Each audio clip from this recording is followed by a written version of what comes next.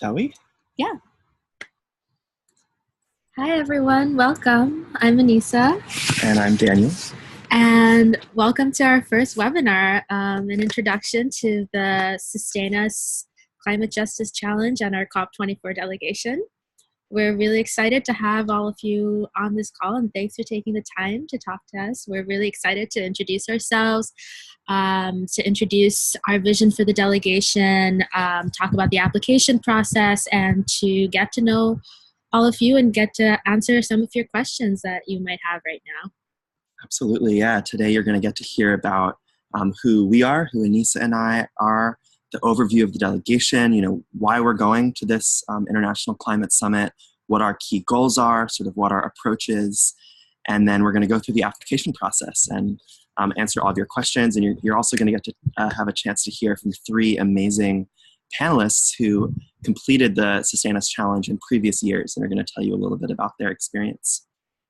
So just before we get started, I want to introduce folks to the webinar technology. In the bottom right corner, you have a chat window where you can chat to, I believe you're able to chat to everyone, and that's a place where you can just chat as much as you like, and we'll be, answering your questions. Yeah, you all are muted right now, so chatting is the best way. Kendrick says, hey, it's Kendrick Eagle. Hey, Kendrick. Hey. There's also the Q&A, which is a different little box. And if you ask us a question during the Q&A, we'll get to all of those questions. And we'll have a chance to, unmute you all and let you all say hi as well. Does that make sense to everyone? Yep. Awesome. And, using the webinar software is, don't stress about it if it doesn't make sense. But I think because there's 9 of you, we wanted to give everyone a brief chance to say hi. Yeah. So, if you could share in the chat your name, where you're calling in from, and someone or something that has inspired you. Given the number of folks, I'm thinking, what if we unmute each one of them and give them a chance to just share that? Yeah, until more people join, that'll be nice. Verbally. Great. So I'm going to just unmute everyone here. Good morning. Good morning. And just. Can you hear me? Yep. Oh, okay, cool. Hi. Oh, hi. Oh, I don't see you guys no more. Is that the thing? Let's have folks share one at a time, your name, where you're calling in from, and someone or something that has inspired you in your life as a change maker, organizer, activist. Maybe we'll start. I'm Daniel. I'm calling in from Oakland, and something that's inspired me is actually my dad, who's been involved in different kinds of environment before I was born, and these things. Oh. Sorry, Kendrick. You're fine. I'm Anissa.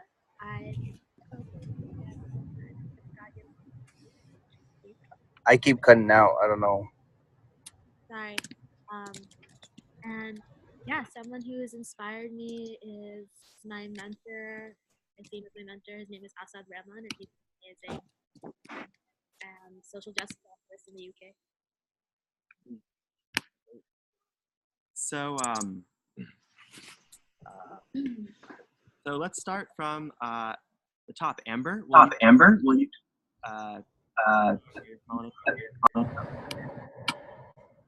Yeah. Can you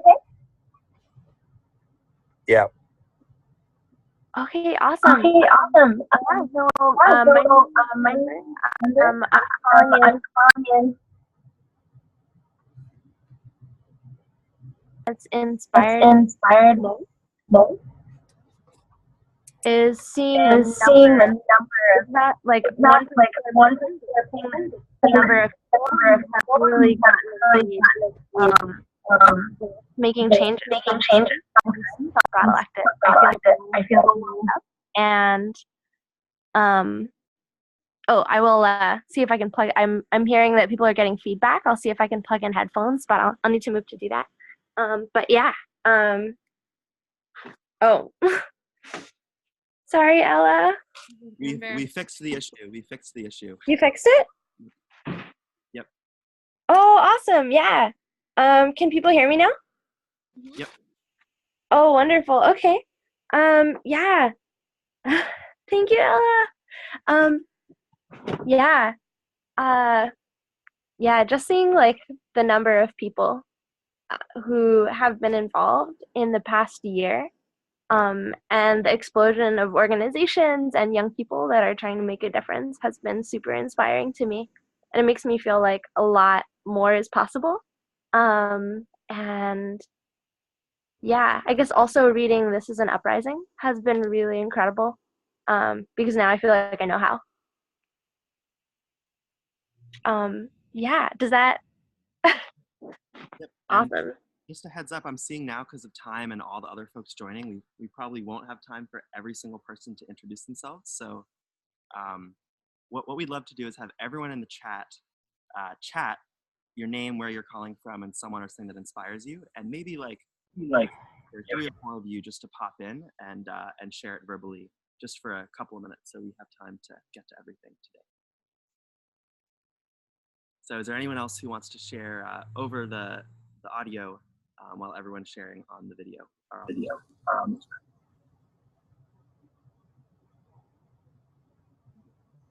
Yeah. Go for it. Hi, everyone. All right, can you hear? Can you hear? Oh, no, I'm cutting out. Can you guys hear me? Or did? Loud and clear. Oh, perfect. Oh, you can go first. We're just not talking. Shayna. Hi everyone. I'm calling in from Reading, Pennsylvania, and kind of like Amber, I was feeling the same as far as like inspiration. Last year, I was lucky enough to go to COP23, and it was really amazing and inspiring to see all these different young people from all around the world, and kind of what led me to really want to possibly go to COP again this year through SustainUS is seeing the inspirational demonstration that occurred the second week of COP when SustainUS protested at a panel discussion that was sponsored by the Trump administration. And it was really moving because I feel like where I'm from, there's not a lot of young people that I can connect with easily that care about this issue. Thank you. Mm-hmm. Go ahead.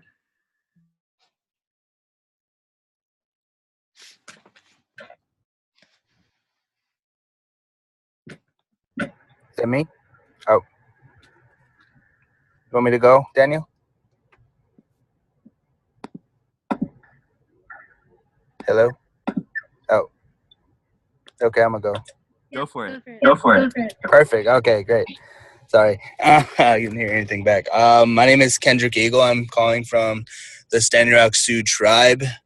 What inspired me was my ancestors, as we are called the 7th generation, and that inspired me because they made this prophecy 7 generations ago, saying that the youth are going to stand up for what's right and to save Mother Earth. And that's what inspired me to do what I do. So now I'm an activist. Now I've been a part of the big Standing Rock movement in North Dakota. I was part of the youth there, and I met with a lot of amazing people. Now I work for now I'm on like a couple boards that deal with like sustainable energy, all this amazing stuff. I'm on a board called Indigenized Energy. It's going to be one of the biggest solar farms in North Dakota. And but yeah, that's who inspired me to do what I do now. So it was my culture and my ancestors. So, but I'm really I'm looking forward to finish this application and stuff. So I just have some questions about that. So Perfect. Thank you so much. So everybody else in the chat, go ahead and chat your name, where you're from, someone or something that inspires you. If you have, we'll absolutely get to all your questions about the application, and we're gonna kick it off. Thank you all so much. We're glad you're here. Yeah, thank you. So we wanted to share a little bit more about who we are. And so Daniel and I actually met for the first time, and it's very clear and vivid in my head, on November 8th, 2016. It was 2 days after my birthday, but that was not why I remember it. It was the morning that we were both at the UN climate conference, the COP that was happening in Morocco that year. And we woke up on the other side of the ocean to the news that Donald Trump had been elected. And we were there, and I remember waking up in the morning with my friend and my roommate and just crying and being like, wow, I cannot believe this just happened. And we walked from our hostel to the conference, and we got there, and just the entire insane. Like it felt like there was a lot of hope the night before, and then we and yeah, and then I had a pretty amazing experience that day though, where I met Daniel and a lot of other people from SustainUS, because they did an amazing action. Do you want to talk about it? Yeah, that was a wild morning in some ways. For me, it feels like a lot of the work that I'm doing now in my life has been defined from that day of when Trump won the election and that shift in our country. We, as SustainUS, this was a delegation 2 years ago, we held an action to publicly denounce and mourn the election results and kind of paint in really clear terms what, as young people, we feel that election meant, specifically around what we're seeing around this administration doing everything they can to not address climate change and not work for climate justice, and basically do the opposite. Starting, with Trump permitting or attempting to permit the Dakota Access Pipeline just days into office in a, absolutely devastating policy. And so we as youth came together in the UN to, denounce the election and also pledge to fight what's happening at every level. And that was a really powerful day when we met there. Yeah.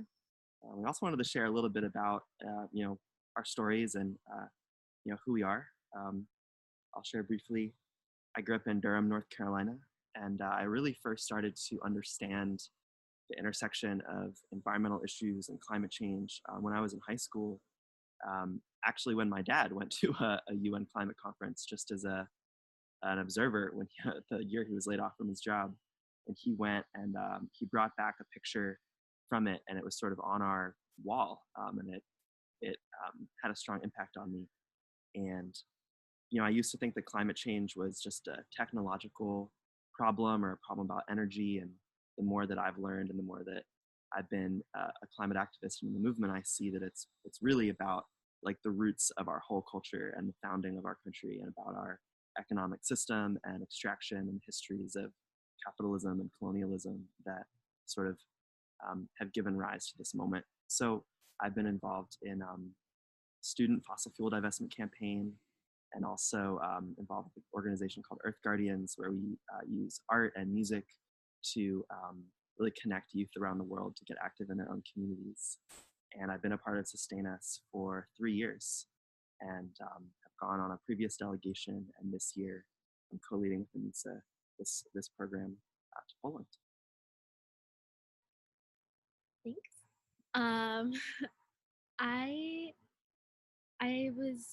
I'm from India. I was born there, but I grew up in Oman in the Middle East, in a country that's about 80% dependent on the extraction of petroleum to run the country. And it was kind of a crazy experience growing up in a really arid desert that experienced increases in temperature every year that were so obvious, but to continue to see them drill and extract every day. And there were days when I was little where it was so hot at certain times that you weren't allowed to leave the house during certain hours a day because you could die. And it was just such a disconnect. And I grew up in a family that's very environmentally conscious, and so was taught a lot about it, but was never really told about the connection between people and the environment. And for me, that really came together in high school when I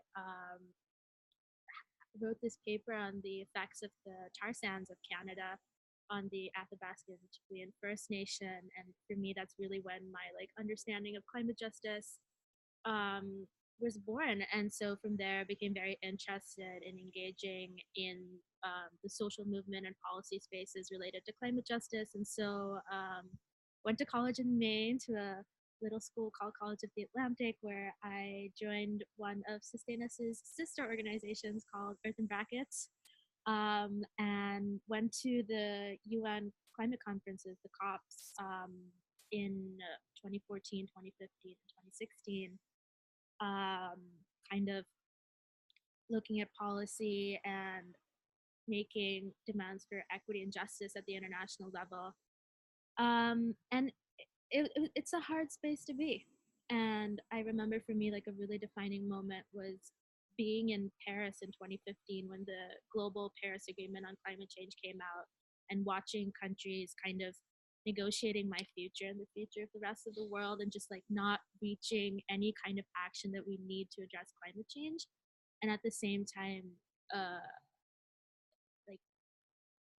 drastic hurricane hit the city where my parents were living in India, and hundreds of people died. I didn't hear from my family for about 3 days, and as an only child that hears from them every 4 hours, it was really scary. And confronting the fact that my family could be a frontline community for climate change was a lot, and it really pissed me off. And I was like, I need to take a step back and look at things at maybe more of the grassroots level. And so I currently work at an amazing organization called the Wilderness Society, where we try to stop oil and gas drilling on public lands and push for more renewable energy policy and access to public lands for communities who historically have not been able to access them. And so that's kind of what I do when I'm not emailing you all or texting Daniel. And yeah, for me, I see so much value in working with youth for climate justice, and it's really what keeps me going in my everyday life. Thank you so much for sharing that. Yeah. Yeah, my background, one part of it is, if you had told me a few years ago that I was going to go to the International United Nations climate talks, I would have laughed, because my view of change is I really don't think that change comes from top-down global governments. I think it comes from the grassroots and from starts from activism and change in communities and initiatives at the community level. But I think both of us really believe that as young people, part of this organization, SustainUS, that has accreditation into the United Nations, we have the ability to be a bridge between grassroots social movements and local communities across the United States and these global international policy spaces where decisions are made that affect our lives. And so we both bring this this view of change comes from the bottom up, but also that engaging in these top-down spaces has value and relevance. So I think Anissa is going to share a little bit about the background of the COPs and why we're going this year. Yeah. So it was 1992. A great year. Yeah, I was not born. Just before I was born. And 190 plus countries came together to create the United Nations Framework Convention on Climate Change, or the UNFCCC. And basically what this was a recognition at the United Nations that climate change is human caused, and that climate change is an innately unfair problem.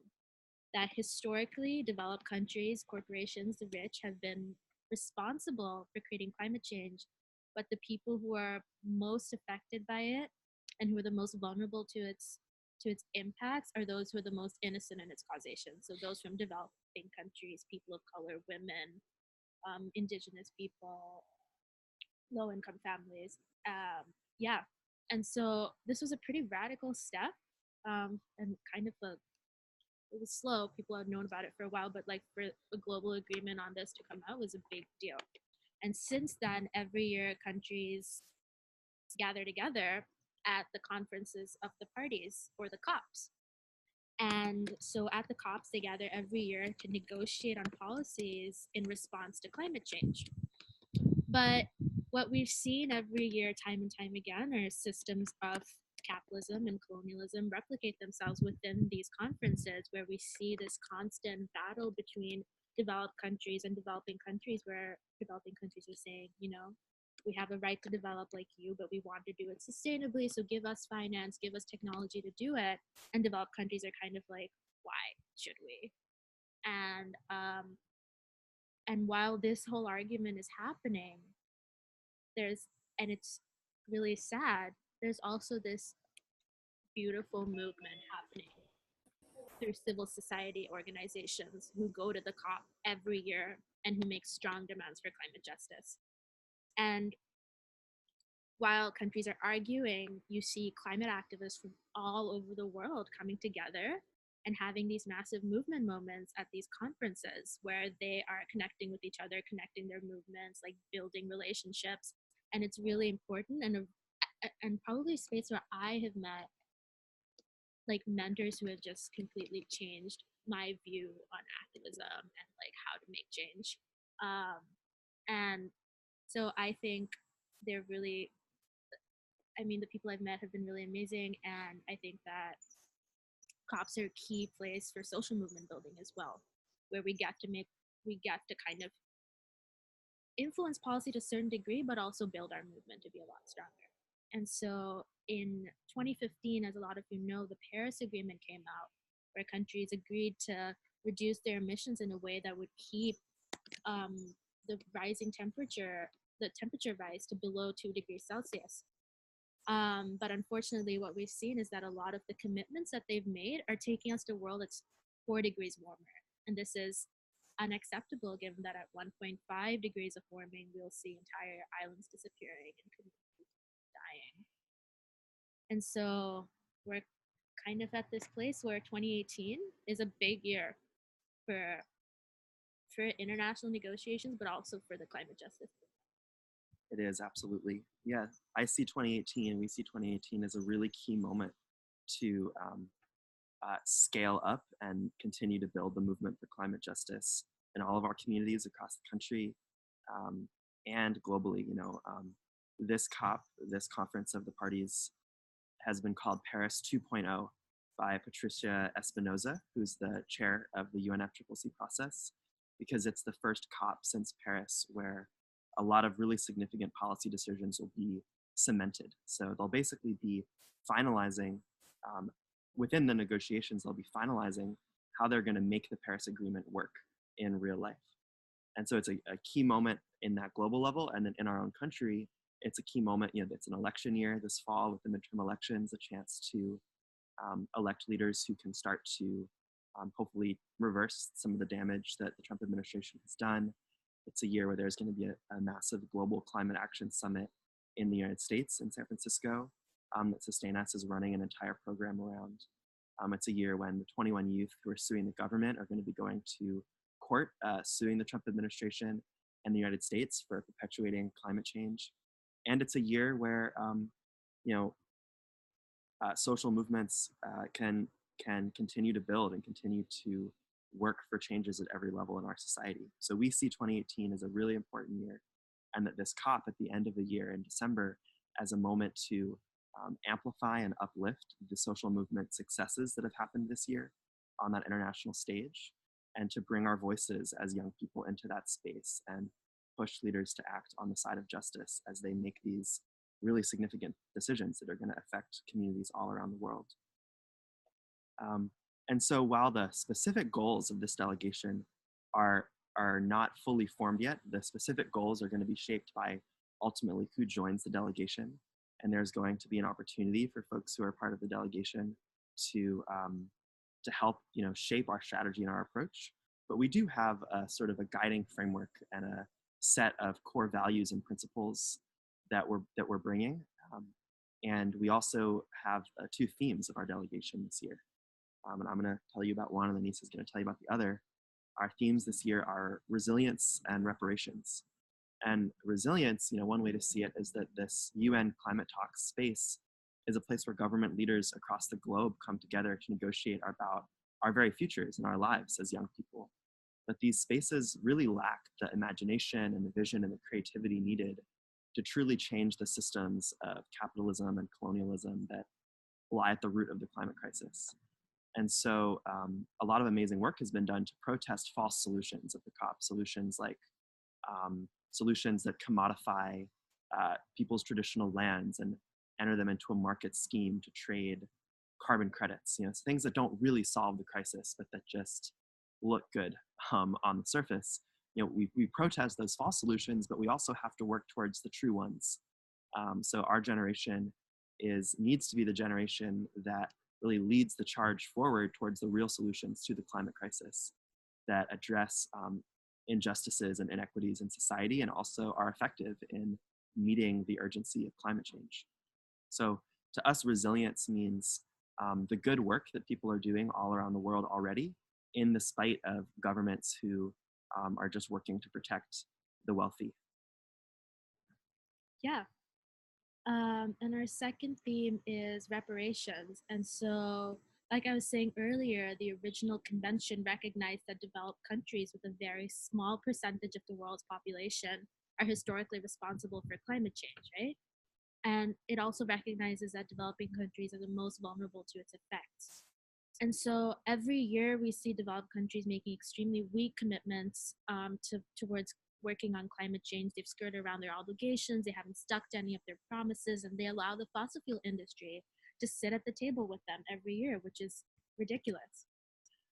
And so our theme of reparations is extremely important because we see constant lip service with no action. And so the voices who are often the strongest among civil society at the COP are those of the people from developing countries, those in the global south, because they're the ones who have been making strong demands for resources that will help them adapt their agricultural systems, that will help them have a just transition of their energy systems, and that will help address the growing number of climate refugees in the developing world. And so this year, we see our delegation spending a lot of time having continuous conversation and building deep relationships with partners around the world so that we can be strong allies in the global movement for climate justice and help to make these demands with our, I guess, allies and friends who have been doing this for so long. So resilience and reparations are two guiding themes of this year. And SustainUS overall has themes as well. I'm just going to chat in the link about SustainUS for folks who want to read more. And just to say that as an organization, SustainUS has been bringing young people to spaces of political decision making for over 10 years. And we have a set of principles that underlie our work. And you can check those out on the About page. But these 10 principles really give a little more background about who we are and what we value as an organization as well. And a really key part of what we value as an organization is training young leaders. So we're going to this COP and we're going to be bringing our voices and bringing everything that we've just talked about. But in addition, this is an opportunity to really up-level your organizing skills and your leadership skills, and particularly your media work and direct action skills. SustainUS has trained a lot of young people in media work. That's social media, traditional media. Our actions have landed on the front page of the New York Times, media across the world, and we really understand how to translate what's happening within a social movement to language that can bring more people in and can continue to build the movement. So training in media skills and in action work, in planning actions that make an impact, and also in community building work and solidarity organizing skills. So for folks who come on the delegation, there's going to be a summer training where we're going to have a lot of opportunity to train, but really all throughout the year and at the COP, it's an on-the-ground training experience as well as an action experience, because we learn as we go, and we don't expect people to come in with a full knowledge of climate policy and social movement tactics and media work.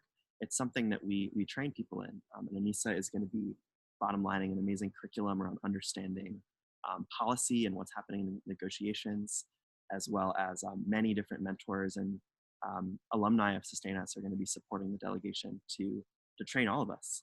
So there's going to be a great opportunity to learn a whole lot through this program. And the bottom line is we want you all at the end of this year, after the COP, that you go home with new tools and skills and energy to continue the good work that you're doing back in your communities. Yeah. And I think for us, that's one of our main goals. And as delegation leaders, sure, we have some vision of what the delegation looks like, but once we have selected everyone, that's really when we will start shaping our goals for this year and what we want to do, what we want to show up, who we want to show up as, and who we want to show up with. Yeah. And so, yeah, and I think for us, the thing that would be the greatest would be to leave the conference feeling even more invigorated and excited to work on the ground on the issues that we care about within the US. Absolutely. So that's the overview of our delegation and why we're going and some of our key goals. And we're going to move now to the overview of the application process. If you have any questions about what we've said, go ahead and chat them in the Q&A. And right after this, we'll get into the Q&A and get to answer everyone's questions. So you may have noticed already that this application process is not your typical application because we're asking you all to create some sort of piece that communicates what you do in the world and your story and share it publicly. And the background, the reason for this is SustainUS began this kind of an application process in 2016. And we saw that so many amazing people were applying for these delegations and spending hours like writing their story. And they would put it into a Google Doc and it would sit in our Google Drive and nothing would happen with it. And we really wanted this this application process to be a movement building tool for young people so that more young people are sharing our stories out there in the world. You know, stories have the power to shape people's perceptions of the world and to create like a personal emotional connection to social issues. So we really feel that you telling your stories and responding to this prompt is gonna, you know, regardless of if you come on the delegation, is gonna be a positive experience. So step one to the application process is registering for it by filling out the call for interest form. And pretty much all of you on this call have already done that. So congratulations on taking the first step. And really the next step here is to write a piece that responds to our prompt. And we're gonna just go through this step by step so it's really clear for you all. You wanna share the prompt? Step two is to read this prompt and to start working on your story. So our prompt for all of you is, why do you engage in the movement for climate justice, and how does your work connect with global movements for climate justice? Absolutely. And by climate justice, we see this as really an expansive lens. It's a lens that speaks to the multifaceted nature of the climate crisis and the need for solutions that address the root causes of climate change. So if your work doesn't directly talk about climate change, that is totally okay. Maybe you talk mostly about water rights or about access to healthy food or about gender and violence prevention, or maybe your focus is around indigenous sovereignty or land or human rights or solar energy.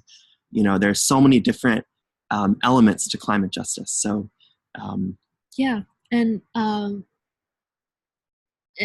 think that a good way to think of it is, I will be paraphrasing a lot, but Naomi Klein talks about this in her book, This Changes Everything, where she talks about how climate justice, the movement for climate justice, is the movement that can really pull all of our strong movements together, movements for racial justice, for women's rights, for tribal sovereignty, because people who are on the front lines of climate change are often the people who are fighting for justice in other ways, right?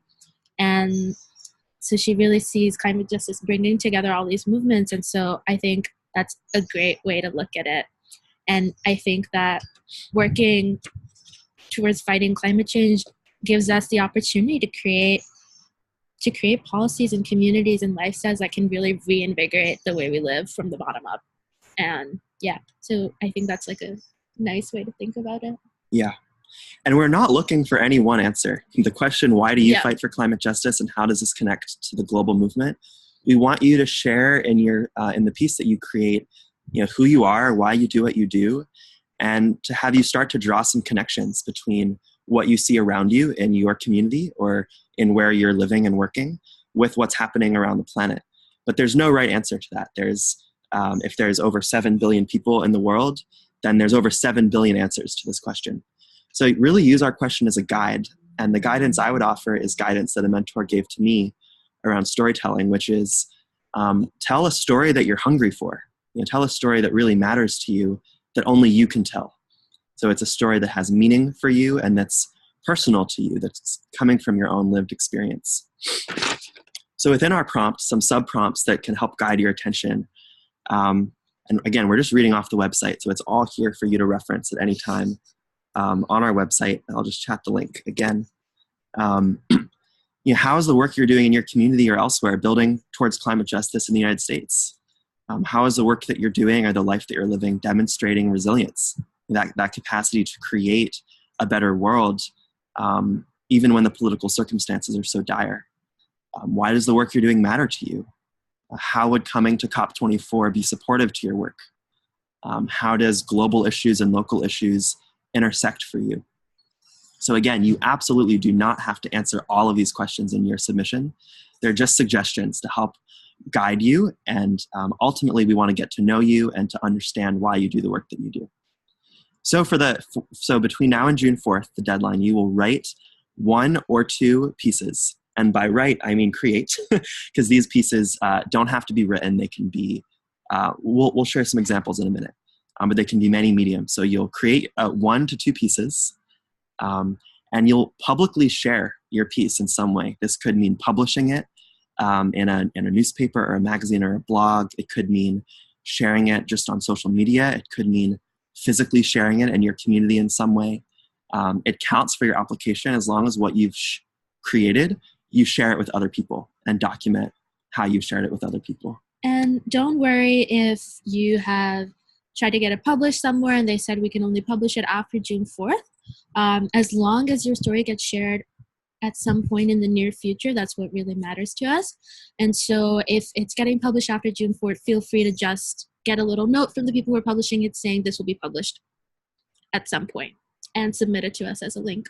Absolutely. Some examples of mediums that people have used in previous years are photo essays that are accompanied with text about that response to the prompt. Op-eds. An op-ed is an opinion piece that newspapers and magazines will write. A Facebook video. People have gone on Facebook Live or produced a video for a Facebook page that has been shared. A blog post. You're writing an article in a magazine or a newspaper.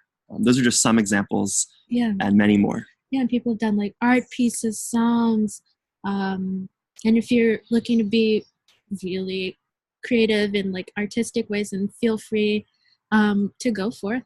But it would be great if you submit something like that to have a little write-up about it as well. Mm-hmm. So we have a special treat for you all. We have Ryan Camaro and Charlie on the call with us, who have participated in previous delegations and who have done this challenge themselves. So we're going to bring them on and we want each of you, Ryan and Charlie, to share for about 5 minutes each. And Michael, who's coming on this delegation, should hopefully be joining as well. Michael needs to be sent the link. Great. We're going to send Michael the link. But for Ryan and for Charlie, go ahead and share just for about 3 minutes. Share, who you are. Say hi to everyone, and share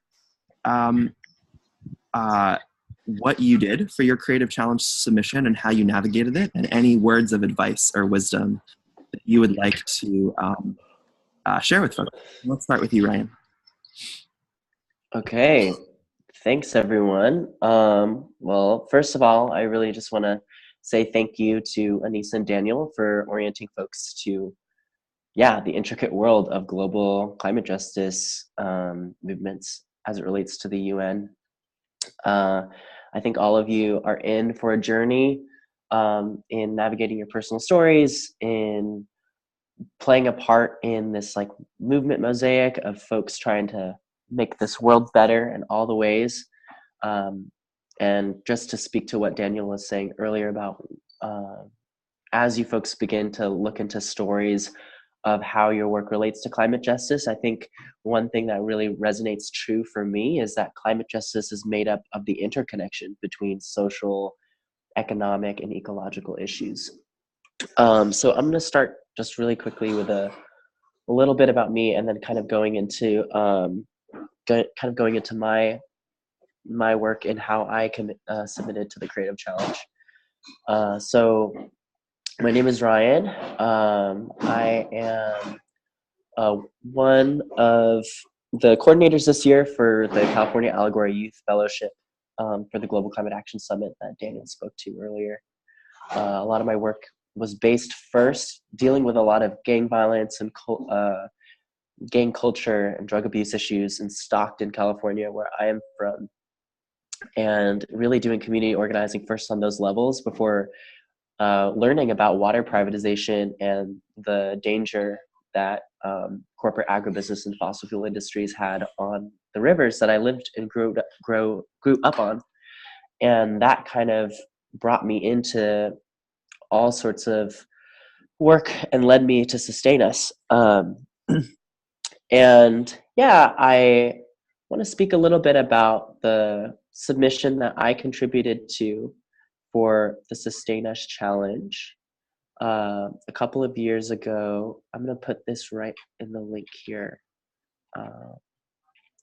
So for me, a lot of my work has really been built on community arts organizing that kind of evolved into arts activism. So this is a link to this article called Harmonizing the People's Voice that was on this arts magazine I helped co-found in Stockton called Placeholder Magazine.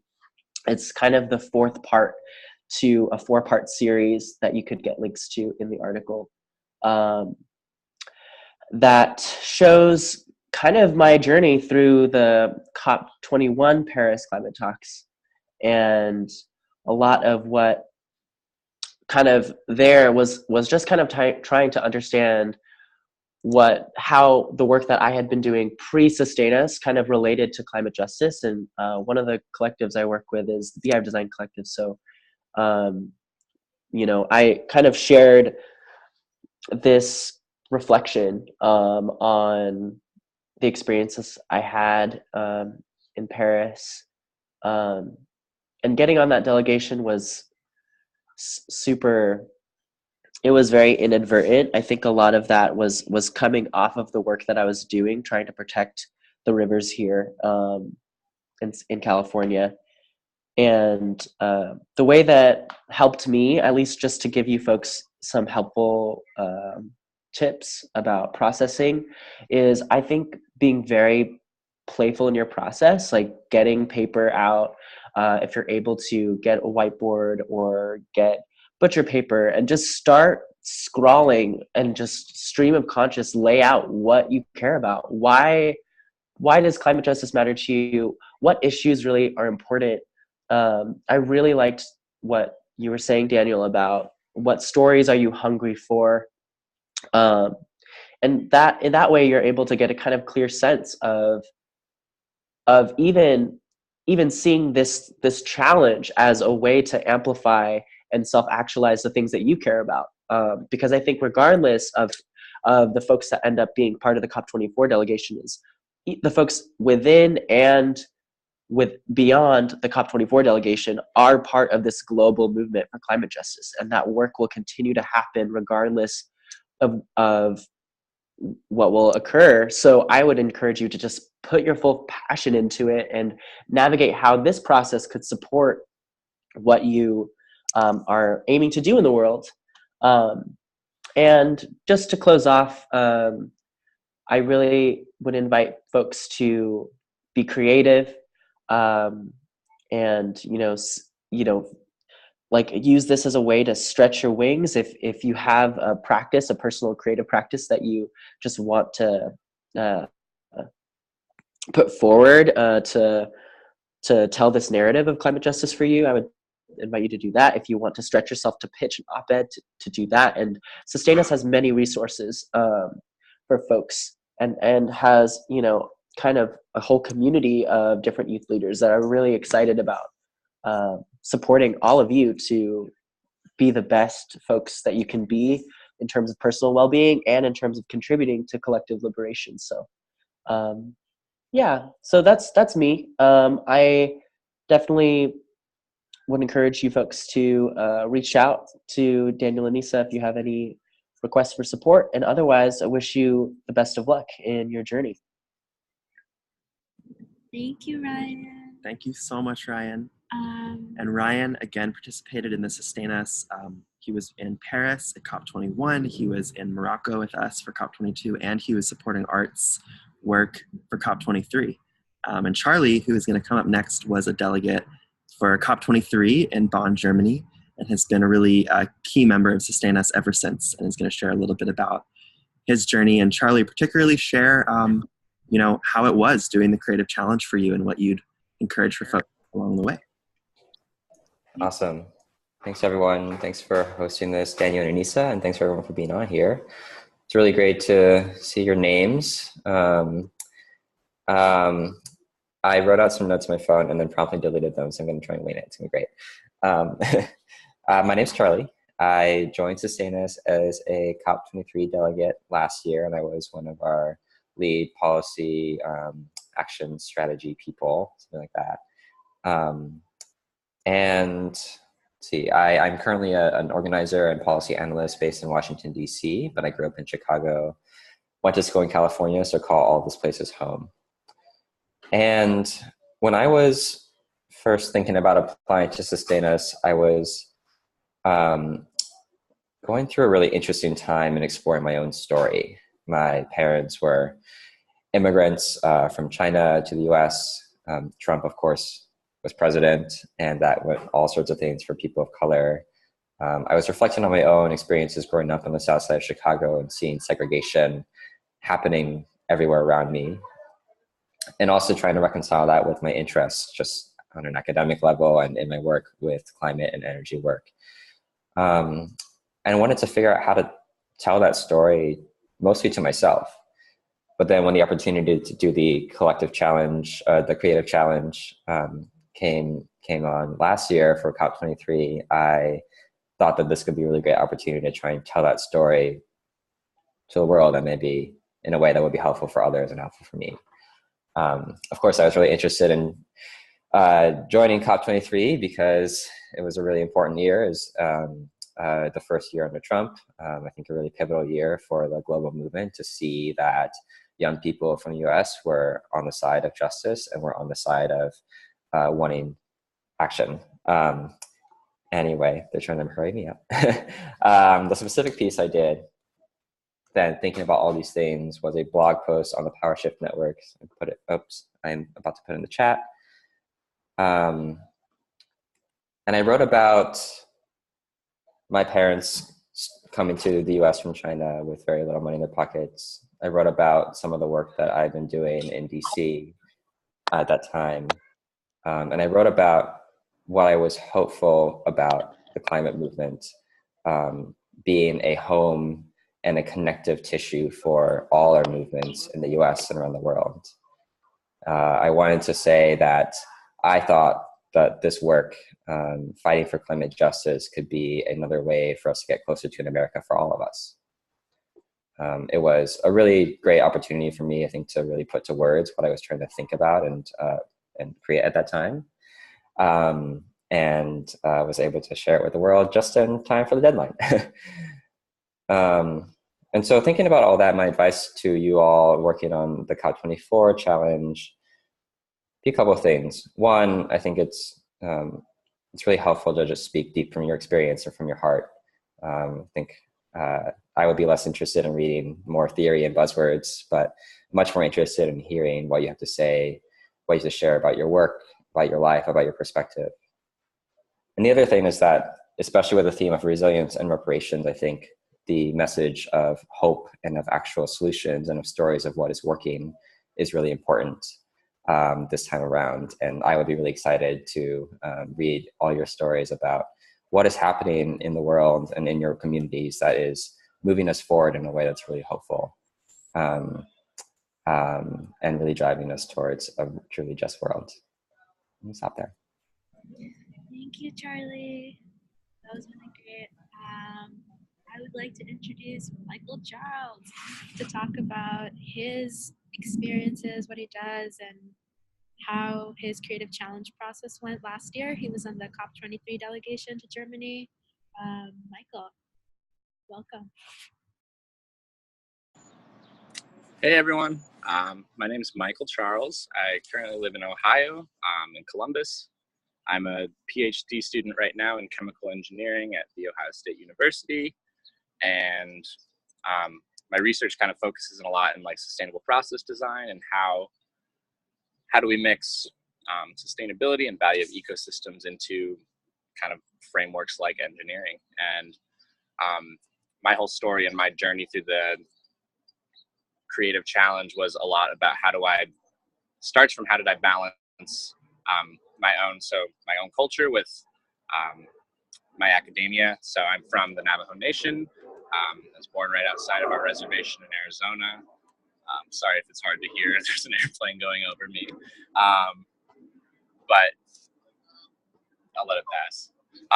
So for me, it was my whole life was kind of this whole search of balance between academia and culture. And really what I learned is trying to figure out how my culture influenced my work as a chemical engineer. Ended up being a lot with how do we balance even indigenous values and indigenous cultures into engineering, and how do we do that across all sorts of like fields such as policy and activism, which is really what pushed me towards SustainUS.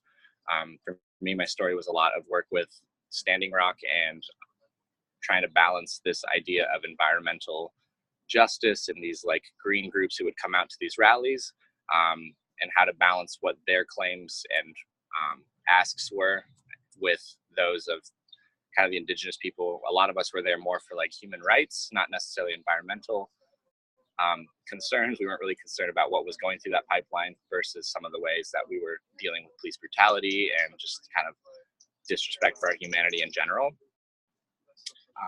So yeah, that's kind of how I ended up at all into the environmental climate justice movement.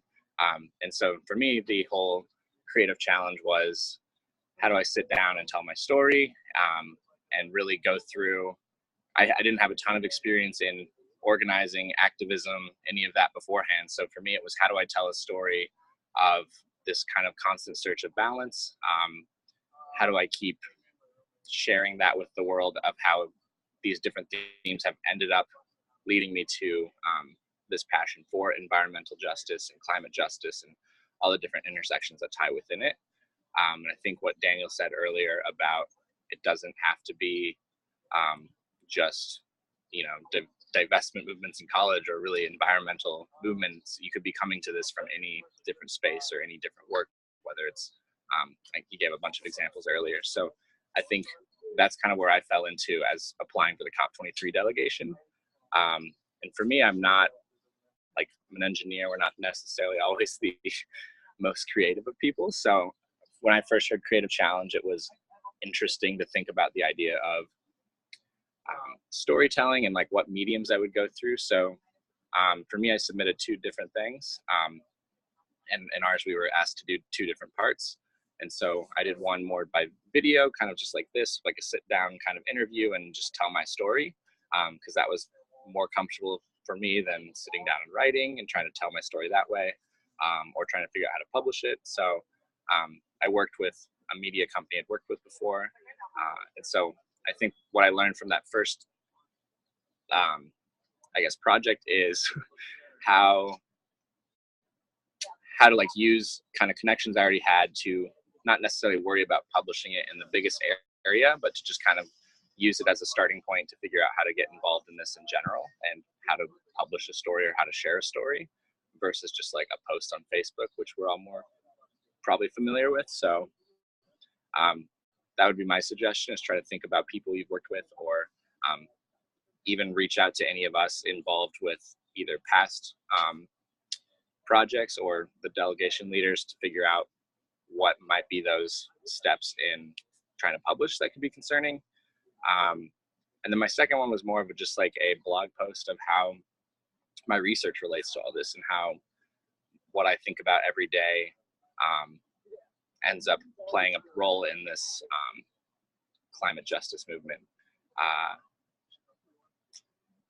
Yeah, so I think for me, I think the most important thing is just kind of tell your story. What Charlie said is it's got to come from you and be your perspective.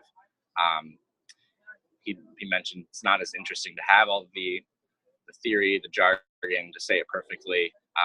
It's really just important to tell your story and like tell us what you bring and how to share that with the world. I think that's mostly what we're looking for, and yeah, doing that within the themes.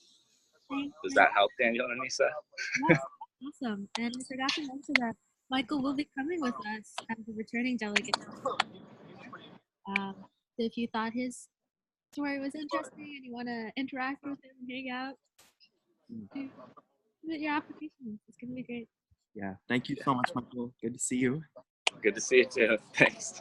We want to underscore what Michael said here. If you have never told your story before, or if you don't identify as being creative, or if you've never done something like this before, that's totally okay.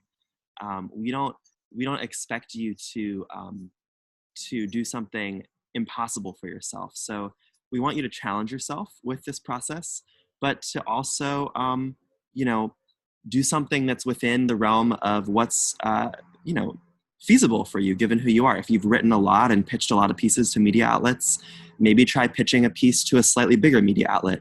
If you've never written a story before, or your story before and shared it, then even just sharing it with your community on a personal blog or social media might be a risk for you. So we're not selecting people based on how prominent or famous the publishing outlet is, as much as just seeing that you've pushed yourself in some way and have sought to grow from this experience. So it's time for us to hear a little more from you all. We want to give you a chance to ask us questions. So what questions do you all have about our delegation and the application process? You can go ahead and chat it in the Q&A, and then we'll bring folks, we'll start to answer folks' questions. Thanks, Charlie. I'll just read out loud while y'all type. Charlie says, best wishes and good luck to all of you. I'm excited to see your stories and the depths of all your creativity, passion, and power. Ryan said, sending you all so much love and luck for your work. Wishing you a great climate justice challenge. And he also says, may it inspire 1,000 flowers to bloom for collective liberation. Amazing. While folks start to write your questions in the Q&A, we're going to start to answer a few of the most commonly asked questions. The first is, who's eligible for this delegation? Can you join this delegation if you're doing amazing climate justice work in another country and you don't have any connection to the United States? No, unfortunately, or not unfortunately, but SustainUS is a youth organization, and we have accreditation to the United Nations as a U.S. organization. So to join this delegation, you must either be a United States citizen or have attended school or work or lived in the United States for at least 6 months. So again, you don't have to be a citizen, but you do have to sort of call the U.S. home. Yeah, Anissa is here on a visa and is a citizen and is leading our delegation. And you have to be between the ages of 18 and 29 years old when the COP happens. We have a question from Claire. I have a question. What is the time commitment like? Do you all have dates set yet? I will be a college freshman, so I don't want to overcommit to something that will prevent me from passing my classes in my first year. That is a great question, Claire. Thank you so much. Yeah. So we have dates set. There's a date section on the website, but we can go through them right now as well. So you would submit your application by June 4th, and then we would select the delegates by June 20th. Sorry, Daniel, can you pull that up? Yep. We would select the delegates by June 20th, and then we have our retreat, which is required, where we would all meet each other face-to-face, go through trainings, bond, talk about our goals from July 11th to the 15th. The Global Climate Action Summit, which is not required, will be happening from September 12th to the 14th. And then the actual conference will be happening from December 2nd to December 15th. And this is required. This will hopefully, I don't know when winter break starts for a lot of colleges, but maybe that might overlap and that might help. And there's also the Conference of the Youth, which is where youth activists gather before the actual COP, which is happening from November 29th to December 1st. This isn't required, but recommended. Yeah. I have a thought, which is I have participated in the SustainUS delegation as a college student, and Anissa absolutely has. And really the one thing to know is folks have taken time off of school to come participate in these delegations. And the way that that's happened successfully before for SustainUS delegates is to work with their professors to get special permission to do so. So if the COP is during your school year, during your semester, we've had college students come whose professors have said, oh, well, you're going on this delegation. I know the dates, and have like rescheduled people's finals for them or created special deadlines for them. But it's really been up to the student and their faculty and their professors and advisors to kind of navigate that. And we're happy to provide support. But it's sort of an individual choice for you to make. Yeah. And I think that in terms of time commitment, it will really vary. I think when it first starts out, it will be a smaller time commitment. And then as we move closer to the date, it will be a little larger. So I'd say on average between 5 to 10 hours a week. Hopefully on the smaller side for a lot of you. We know that it's going to be you all have lives and amazing work that you're doing, but yeah, as we get closer to the date, time commitment will increase a little bit. But we'll be an extremely supportive space to help people kind of work around their schedules and work so that they can come to this conference if they really want to be there. Yeah, absolutely. Another thing that I personally did was I tied in one of my final projects for a class with the COP. So I worked on it a little bit there, and I actually got credit for telling the story of a project we worked on at COP22. I wrote about it for school and got credit for it. So there are creative ways. If you're really called to join this delegation, please apply and complete the creative challenge. And we're happy to, continue to talk this through and also to provide guidance for how to navigate your school work. Okay. We have a question for Sophia, who says, does the story have to explicitly mention the SustainUS challenge, or would a story shared at, for example, an action put on by an organization I work with in which I do not talk about the SustainUS challenge count? The second thing, you do not need to talk about the SustainUS challenge in your submission. You're welcome to. You could write a piece or speak at an action and mention SustainUS, but you absolutely don't have to. In some cases, it probably wouldn't make sense to.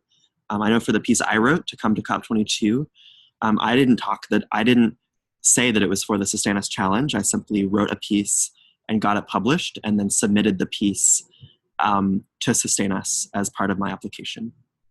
So I hope that answers the question. It is up to you if you mention that it's for the challenge. If you're pitching a piece to a magazine or newspaper or blog, it might be interesting to them to know that you're writing this story and you're also writing it as part of a challenge to go to an international climate conference. It might be useful to share in some contexts, and in others, it might not be useful to share. Yeah, and you can definitely talk about your action, and that would count.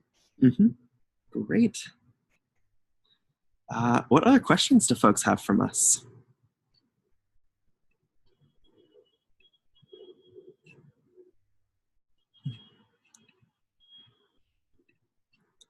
Maybe we could answer one from the FAQ. One that I've gotten asked a lot is who are you looking for? How are you going to select people? If I'm going to put my time and energy into writing a story and applying, who are we looking for to join the delegation? And the answer is, we're looking for to build a team of people who are willing to give part of their life this year to the team, who are action-oriented, climate justice organizers, storytellers, activists, community builders, people doing work that's building towards climate justice between the ages of 18 and 29. And, to me, personally, the thing that we're most looking for is people who are ready to work on a community-oriented team that will collectively work for something. But beyond that, as an organization, we're looking for people who come from communities that are impacted by climate injustices and who are doing work in their communities for climate justice. Do you want to say more about that? Yeah, and to me, I don't see people who are organizing their communities as just people who are activists and holding rallies and going to marches. You could be studying climate policy somewhere, and that's benefiting the movement for climate justice. So I think that don't limit yourself based on what you think your genre of activism is. Yep. This challenge is purposely open-ended, and the question is broad to encourage a very diverse group of people to apply. Mm-hmm. The final question I wanted to just touch on is around the finances of the delegation. Our intention for this delegation is that we're a fully funded program that covers all of the costs of traveling to COP, traveling to the training, food and housing, as well as offers a small stipend to each person on the delegation. And to do that, we're already fundraising now, and we're also going to be doing collective fundraising. So what this means is if you're accepted to the delegation, you're not going to be asked to pay your own way to come to COP. SustainUS will be covering the costs, but you will be asked to engage in crowdfunding, in trying to form any partnerships or sponsorships with organizations or your school if you go to school. And we have a development lead, an organization, Gavi, who's coming with us, who's amazing, and who's going to be supporting you on every step of the way. So we have a fundraising plan. We have successfully fully funded the program the past 2 years, and it's through a combination of work from existing SustainUS members, like Anissa and I. We've already applied for some grants to cover the costs, and then we'll also going to be asking folks to participate in fundraising. We're going to answer 2 more questions here from Laura and Shauna. So Laura says, could you talk a little bit about the programs for the retreat/training and the Global Climate Action Summit? Yep. The retreat is going to be in Colorado from July 11th to 15th. And the retreat is going to be, both a community building and bonding experience for the delegates where we'll all get to know each other deeply. We'll get to build relationships. And we're also going to have a curriculum and do a lot of training. Yeah. And we're hoping to have some guest speakers come in as well to talk to us about their work, maybe in the Colorado region, but also people who are doing global climate justice work. And the retreat, travel to the retreat and everything will also be fully funded. So anything involved in this program will be funded through money that we raise. Do you want to talk a little bit about what areas we're going to be training on? Yeah. So throughout this process, we will be training people specifically to skill up in media skills so that could be things from spokesperson training to digital and social media to graphic design to how to pitch and things like that. And then we will also train people in action skills. So this will be nonviolent direct action, and it could also be training people on art activism and just various different kinds of actions. And then finally in community building and solidarity organizing, so how to build partnerships, how to do nonviolent communication with people, how to in culturally respectful ways communicate with people. And so those will kind of be the 3 main things. And then there will also be a certain policy background on this conference and what kind of demands that we'll be making, who are the groups we'll be interacting with, so kind of an understanding of the landscape there. And so there will be training sessions at this retreat, but throughout the year as well. And at least we're hoping to have maybe weekly, bi-weekly webinars where experts will kind of call in. Absolutely. In terms of the Global Climate Action Summit, If you ever hear people say the word GCAS, it's the Global Climate Action Summit, and it's a 2-day conference happening in San Francisco before the COP. We don't fully know yet exactly how we're going to engage at the GCAS, but SustainUS is a part of many conversations planning around the People's Climate March that's going to be happening in California and in around direct actions that are California specific, and also in pushing policymakers that come to the summit for bolder action leading into the COP24. So the most truthful answer is we're excited about the GCAS. I live in Oakland, Anissa lives in DC, so being based in California, I'm certainly going to be involved in things around the GCAS, and we're going to be finding the best ways and the most strategic ways for delegates who are selected for the COP to engage in the GCAS in some way.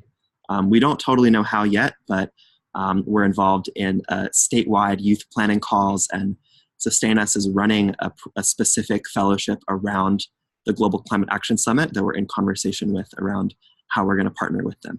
Yeah, and we envision that there will be some overlap between the two programs that SustainUS is running, and we'd love to see them connecting over this big movement moment. Yeah. Let's take Shauna's question as maybe one of our final questions. Yeah. So Shauna says, I'm not quite sure how to share my story. I've always had a passion for sustainability and climate justice. Could I reach out to one of you directly? Absolutely. Daniel and I are here to help throughout this process. And please, if you have any questions, we realize we just threw a bunch of information at y'all, and that questions come and go as they please. And so definitely reach out to us over email that Daniel just posted in the chat, and ask us anything you feel doubts about, and we will get back to you, answer them to the best of our ability. Yep. Yeah, we are here for you. So we'd love for you to join us. We would love to just extend a heartfelt invite to all of you who are here live, who are watching on the recording, to complete the challenge. You need to create your piece and publicly share it in some way by June 4th. And then you'll fill out a final Google form, or you'll share the link to what you created, or you can upload some form of documentation that shows how it was shared. For instance, if it was a dance piece and you performed it, you could share the link to the video. If it was a written piece that was published, you could share the link to where it was published. That's all due June 4th. So it gives y'all a couple of weeks to work on that, and we'd love for you to join us. We're here to answer your questions by email. We've set up a Facebook group for folks participating where you can, if you post questions there, Anissa and I will respond. But you can also just, share encouragement with each other. You can share ideas with each other. It's a place to just remember that we're all human beings that are in this movement together. And ultimately, regardless of if you come to COP or not, the process of being part of a group writing your stories, we hope can be an exciting experience for everyone. Yeah. Closing words? Yeah, I'm really glad that we got to do this. We'll be probably having another webinar, and we will send out the details about that soon. That will be more focused on telling your story, pitching, and yeah, we're still figuring out the agenda for it, but we will be in touch. So keep an eye out for our emails, stay in touch with us, ask us any questions you have, and we are really excited and looking forward to reading your applications. Yep. So for a final fun little thing, it's going to get a little messy, but I'm going to take everybody off mute just for a moment, and we'll all just shout goodbye for a sec, so we can all hear each other one final time. I've tried to unmute as many as I can. So let's all just say goodbye to everybody. Goodbye, y'all. Thank you. Bye. Thank you. Thank you. Goodbye. Till soon.